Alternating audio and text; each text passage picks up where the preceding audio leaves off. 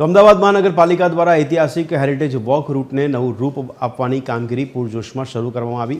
કાલુપુર સ્વામિનારાયણ મંદિરથી જુમ્મા મસ્જિદ સુધીના આ માર્ગ પર દેશ વિદેશના પર્યટકોની સુવિધા માટે કોબાલ્ટ સ્ટોન પેવિંગ, આકર્ષક લાઇટિંગ અને હેરિટેજ થીમ આધારિત ગેટ બનાવવામાં આવશે।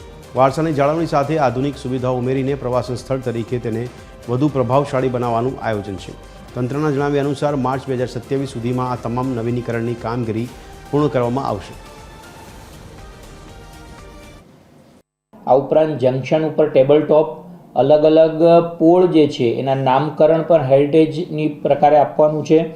આમ ફસાડ પેઇન્ટ હેરિટેજ કન્સેપ્ટથી ગેટ આ પ્રકારે અલગ અલગ જે રૂટ છે એની અંદર લાઇટિંગથી લઈને બધી જ વસ્તુ હેરિટેજને પ્રમાણે એ ડિઝાઇન કરી છે અને એની ડ્યુરેબિલિટી પણ ખૂબ વધારે છે। આમ આવી રીતે આ જે રૂટ જે છે એ જ્યારે તૈયાર થઈ જશે ત્યારે ખૂબ વિદેશના પર્યટકો અને અન્ય લોકોને પણ આકર્ષિત થશે। આનું એક નાનું પેચ જે છે એ તૈયાર કરવામાં આવ્યું છે અત્યારે।